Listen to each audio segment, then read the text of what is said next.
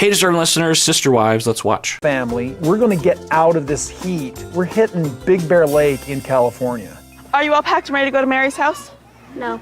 Not yet? We're leaving early in the morning, but tonight, mine and Robin's daughters, Brianna and Isabelle, are going to be moving in with Meri. Moving in. Moving, exactly. She's been like nagging and nagging and nagging, so she decided to move in with you. Isabelle's packing up her suitcase. Okay, interesting. So we're hearing from Christine that Isabelle, looking at my notes, is nagging and nagging to move in with Meri. And there was another kid that was going to move in. Is it that other? Well, probably not that other child.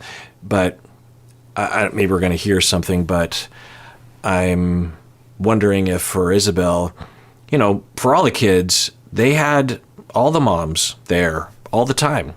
It's easy for us to look at them as separate families through our lens, but they, I think, are polygamous just on paper. Because polygamy involves a lot of elements. I think, people focus on is you've got a man with a bunch of wives. And the first thing people think of is sex, which, is a part of it. But I'm guessing overall, it's a pretty minor part of the life. So, it's sort of like when you think about a couple being married, if all you thought about if the first thing you thought about was, hey, they probably have sex, right? It's like, well, yeah, maybe, but there's a lot of other aspects to life. And that was the problem in the past, and maybe in some cultural pockets today. Whenever you bring up non-heterosexual relationships, people are just like, wait, so how do they have sex? There's always that initial question. We, in my cultural pocket anyway, and mainstream American culture, we're just obsessed with sex. We're all like, children when it comes to it, because we're so sex negative and repressed in this way. But for the reality of their lives, 99.9% of the time, if not more, it doesn't involve the sex. It has to do with the bonding and the tasks and the community, and especially for the kids, they had not only all the moms, but they had dad there all the time. Dad only slept in the different wings, but the rest of the time, I had the feeling like they were all together. I think, maybe they ate dinner in different rooms at times, but, the other families were always just beyond the other door. And there's a big difference there than living in a different house. Even though the houses are close by, there's a chance that they hardly ever see each other. You could have a pretty good friend or a family member that lives a few blocks away, and you might not ever see them. It's not automatic the way that it would be if you're just behind another door. And I'm guessing those doors weren't even really closed very often. But anyway, so I wonder if for Isabelle, she just misses Meri. Isabelle entered this world with 3 moms and a dad, and several other siblings. Well, she wouldn't be seeing very many siblings at Meri's house because Meri just has Mariah. But anyway, I just wonder for Isabelle, it's just like, oh, I miss my other mom. I wanted to go shopping so she could buy some skirts to wear at Meri's house because Brianna wears skirts. What's Brianna doing? Brianna, I was talking to her about it because she... Oh, the other kid was one of Robin's kids, Brianna, who is 5 years old. I don't know how old Isabelle. She looked like she was maybe 7 or something. But, all right, so also Brianna wants to live with Meri. That's a little bit more puzzling because Brianna never did live with Meri. Brianna would barely know Meri, right? Found out that Isabelle was going to move in with Meri, and so she was like, well, I want to move in with Meri too. Who was I? Oh, so Brianna just wants to be where Isabelle is. Hard to know what that means. This could be evidence of something going on regarding the parents. Could just be that the kids just want to swap around and have a new experience, bond with another one of the moms. What idea was it first? Isabelle's? It was mine. Christine gets disrespect from Isabelle, and it's the funniest thing. It is not the funniest thing. Are you excited? Interesting. So they ask, whose idea was this? Was it Brianna or Isabelle? I think that's what being asked. Or maybe they're asking the ideas, whose idea. Anyway, point is that Cody steps forward and said it was my idea first because I'm observing Christine and Isabelle conflicting a lot. Yeah, interesting. So in the past, the first 10, 15 years of my career, a third to a half of my clients were families, and conflict was 99.9% of the presenting problems that were presented to me. Having that flexibility could really help. Now, you would hope that the conflict would never get that severe, but regardless, it can help sometimes to have that respite, to have that break, to just take a break. In a more typical scenario, you have two parents that live in a home and they have a few kids, and one of the parents is having a more conflictual relationship with one of the kids, and one of the parents are having a bad day together, and the other parent steps forward and takes over, and the conflictual parent takes a vacation from that kid, and that's what can help to be a part of the growth and the alleviation and the bonding. That's not the only thing that you would do. There's other things, but it'd give you a chance to get a breather and some perspective, maybe. Yeah, when you have a conflict, a fight with your spouse, it can help sometimes to just take a break from each other for a bit. In fact, one of the problems that I see in some of the couples that I treat in my office is when they have a particularly enmeshed relationship, it's really hard for them to actually have that mechanism of taking a break in conflict, and the conflict just gets worse and worse and worse and worse. Particularly couples that I see who are younger, because they typically live in a smaller place. And I think younger people are more often working at home, at least anecdotally, because of the sort of job market. And sometimes I'll have very pragmatic conversations about this issue and how do you take a break in a practical way. With some couples, we've collaborated on a solution where one of the members goes into the bedroom / office, and they pretend that door is like a exterior door that they don't go through, at least during work times, or maybe even for a whole 24 hours or something like that. Or you work in how, okay, I'm going to sleep on the couch. I'm not saying anything bad about, this doesn't mean this is bad for us, but I think I just need a little breather, and I'll get perspective, I think, with that breather. So we're hearing that, Isabelle wants to leave. Is that an indictment on Christine's parenting? I'm guessing not, because Christine seems to be pretty relaxed about, disclosing this. And I wonder if for Christine, she is bothered by the fact that she doesn't have this mechanism easily accessible. Like, in the past, Isabelle would just go to the other wing for a while and it wouldn't even be that noticeable, especially since age group kids probably play together, right? So Isabelle sleeping in the Meri side of that, house in Utah, it wouldn't be such a thing. But now it's like you got to pack your shit, you got to move. It's a bigger deal. I just move in with Meri? Yeah. Will you come home if I miss you? Maybe. Oh, fine. We butt heads a lot. I know it's ridiculous to butt heads with an 8-year-old, but we do. I don't get along with my mom as much as I get along with Meri. Okay, well, wow, that's worse than I was hoping. Christine says, will you come home if I miss you? And Isabelle says, maybe. It's hard to know what that means. It could mean a lot of different things, but it's not a good sign. Then she says, I don't get along with my mom as well as I get along with Meri. Kids will say stuff, they'll go through phases, but the most concerning thing that I'm hearing as someone who treated families is what Christine, let's rewind that. Oh, fine. So the first concerning thing that I saw was that sarcastic face.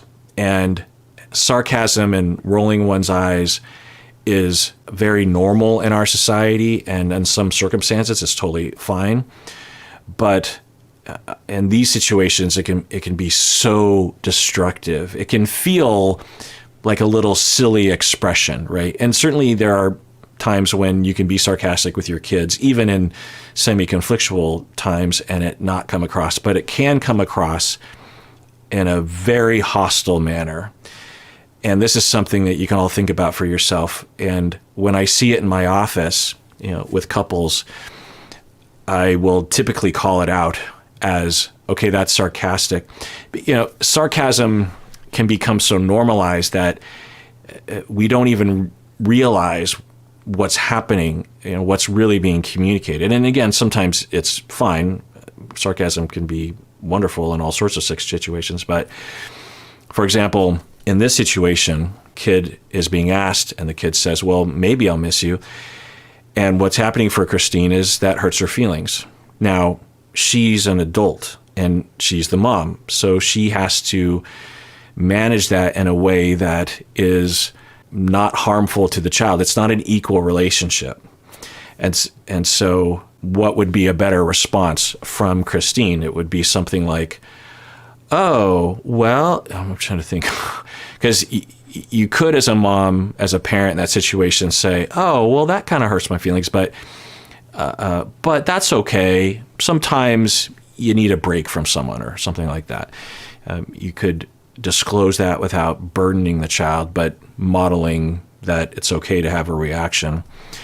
I'm guessing that Christine knew there was a risk that she would have a bad response, a bad response according to her criteria, before she even asked the question. So maybe she should not have asked the question in the first place.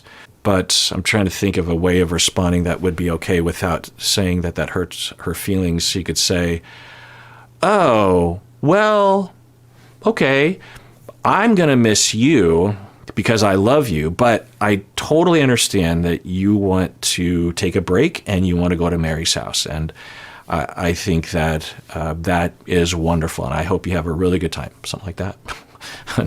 And so instead, what she does is, well, what does she do?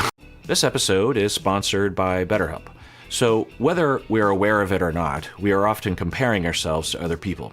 Like, hey, that friend's marriage, it seems better than mine, or that friend is thinner than me. And these comparisons are natural, but when they become more intense, it's often due to an ongoing feeling of inadequacy. Of course, therapy can help with this. It's one of the easiest things to work on in therapy, really.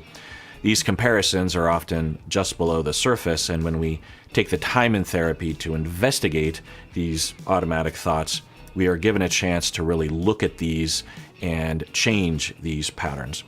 Well, one place you can find a therapist is at BetterHelp. If you're thinking of starting therapy, it's definitely worth giving a try. So stop comparing and start focusing with BetterHelp. Visit betterhelp.com/Kirk today to get 10% off your first month. That's BetterHelp, HELP.com/Kirk. Yeah. Will you come home if I miss you? Maybe.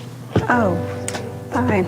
Oh, fine. I don't know. It could have been received, because it all depends on how it's being received by Isabelle, but it could be received as a healthy thing. Like, oh, I think I just hurt my mom's feelings, but she's not punishing me for that. On the scale of things, that's not horrible. But it could come across as dismissive, immature. It's modeling behavior that you don't want to model to children, because when they get sarcastic with you, you're not going to like that. It's not modeling behavior that exhibits healthy emotions, because it comes across as just like, oh, well, then fine, forget you then. I mean, that's not what she's saying, but it could be how it's being received. Anyway, but then she says something that's way more concerning. We butt heads a lot. I know it's ridiculous to butt heads with an 8-year-old. We butt heads a lot, and then she realizes, okay, I know it's ridiculous to butt heads with 8, so she's 8. Make a note of that here. Where is she? Isabelle, age 8, season 3. So that, I don't know what that means, but when I hear that is indicative of a lot of problems. I don't know, I'm trying to pull together what I know about Christine so far, but she comes across as youthful / maybe immature. So there's that maybe she was a younger child in a family, certainly younger child. I'm a younger child in a family, and that doesn't mean that you're immature, but that might have been her role. I don't know. But what am I going to say? Clinically, when I hear a parent say that and I investigate and I gather data, what I will typically see is something along the lines of you have a parent that has difficulty managing their emotions. They have triggers that a child will inadvertently or on purpose push at to get back at their parent, at that parent, because that parent is often oppressive in some way. And the parent that says this typically feels as though they can just have their emotions freely and openly without modifying it for the children. They can feel like they're in competition with children. They can feel like the children are basically at their level. They try to deal with the kids in a peer-to-peer sort of way. Like that interaction had that look. If I didn't have the visual and I just had maybe the description of it, I would think it was two siblings that were having a conversation. Are you going to miss me? Maybe. Fine. Well, that's the way two sisters would talk, not the way a parent and a very young child would talk. 8 years old.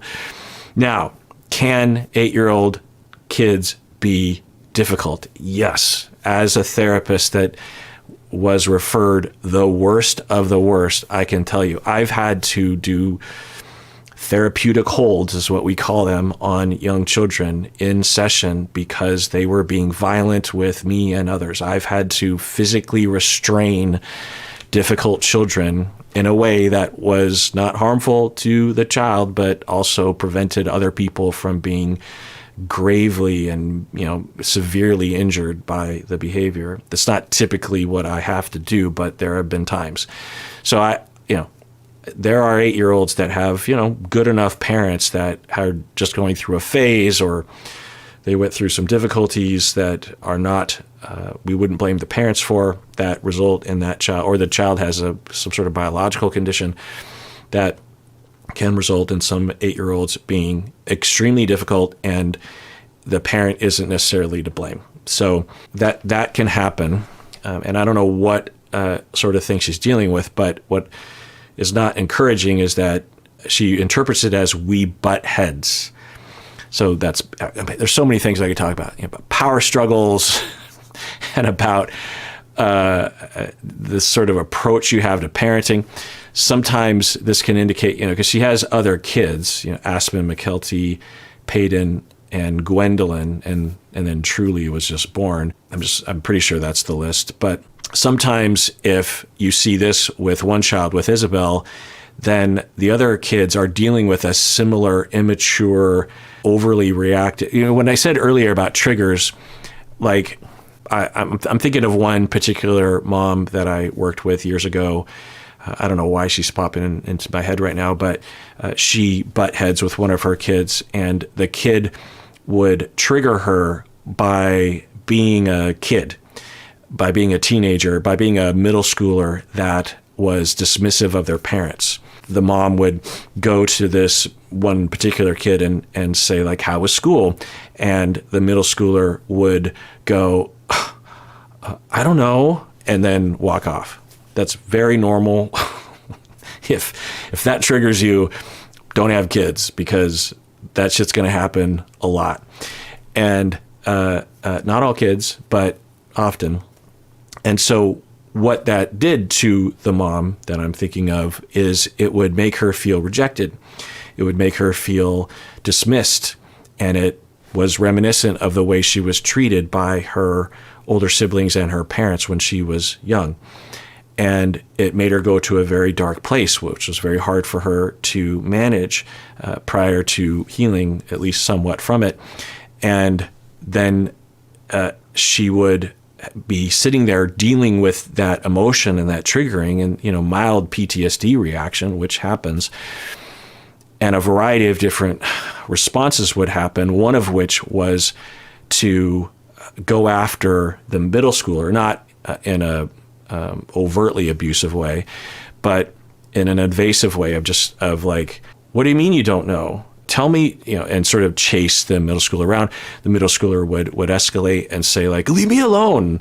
The mom would go, okay, fine, and do that sort of sarcastic thing, far be it from me from asking my daughter what her life is like right now. It's like, you got to be the adult. Losing your shit is going to happen as a parent. The thing that I say is that a successful bout of parenting is when you only damage your kid enough that they only need 5 years of therapy and not more. That's the lowest, or that's the highest possible level of parenting that you can achieve. You will only fuck them up to a 5-year therapy degree. So there's no way to avoid it.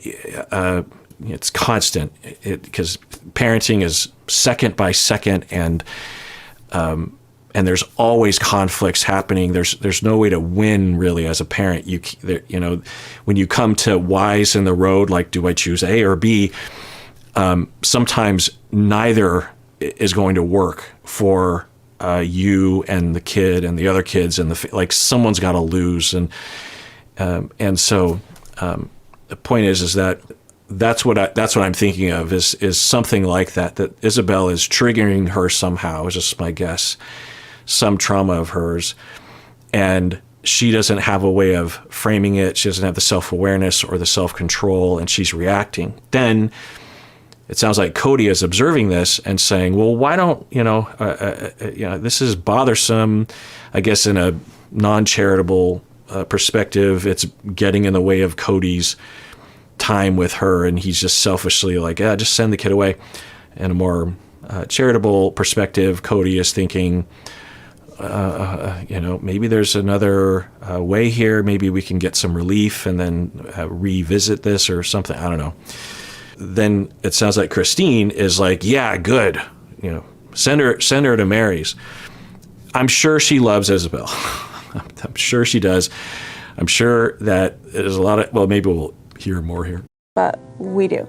I don't get along with my mom as much as I get along. Yeah, and then we hear this very confidently stated statement from Isabelle. I don't get along with my mom as much as I get along with Meri. She says it pretty calmly. That she doesn't seem to be particularly busted up about it, which is evidence that this is something that has been ongoing, something that she understands, that she's okay with. So that sounds like long-term problems. With Meri. She's really very, very obedient and sweet to Meri. I know that Isabelle respects Meri. I know that there are rules that she has to follow more. There's a lot of things that Meri can give her that I can't. You probably can if you dedicate yourself to change. But what I'm hearing is Meri is stricter and or is more respected as an authority, probably has more consistency and more predictability, more maturity. I mean, it certainly kind of looks that way, right, in terms of the demeanors. And what Christine is saying is that Isabelle is much more compliant, and not just compliant as if there's a stern parent, but also there's a better bond. Now, it could just be that for Isabelle, she's just around Christine more often, and if she's around Meri more often, then the same problems might occur. I would see that sometimes too. I don't know. All right. Well, if you want to support what we are doing here, the two best ways are to become a YouTube member, clicking the link below, or by becoming a patron, or both. When you become a patron, you get access to hundreds of episodes that go all the way back to 2015 that are exclusive for patrons, arguably the best podcast episodes that we've ever created are just for patrons. Also, if you're a YouTube member, you get access to exclusive YouTube content. That catalog is ever expanding. I don't know how many episodes are already in the catalog, maybe 40 or 50. And we do generally about one exclusive episode a week. So when you become a patron or a YouTube member, it is so crucial to how we operate.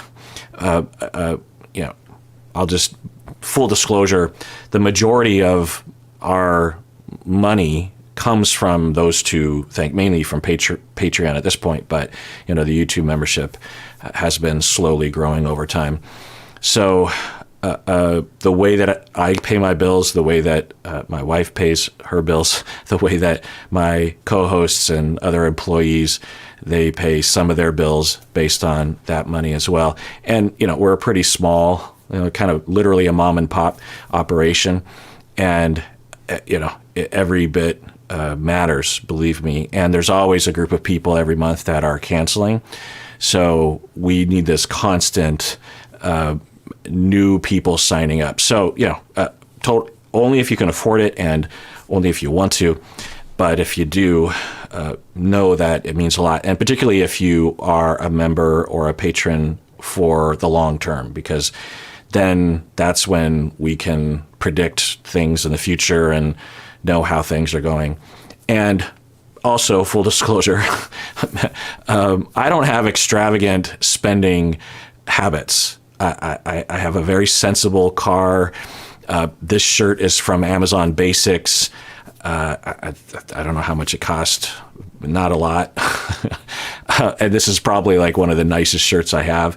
I don't know. What else am I looking at? I don't know. I just have a lot of, I don't travel. Me and Stacy aren't super really into traveling. I don't know. I was just getting old or something. So, when you are supporting us, you're not supporting me having some weird gambling habit or buying diamond rings, or I don't know, what do fancy people buy? So, when I'm supporting outfits, I will wonder about that. I'm like, well, where's this money going exactly? And so just know that it's going for the basics. It's going so that essentially me and my wife don't have to do other work, and we can dedicate our 50, 60, sometimes 80 hours a week just for me alone on providing content for you, which I love to do. It's my dream job. I love doing this. So please don't take away my dream job. And everyone out there, please take care of yourself, because you deserve it. You really, really do.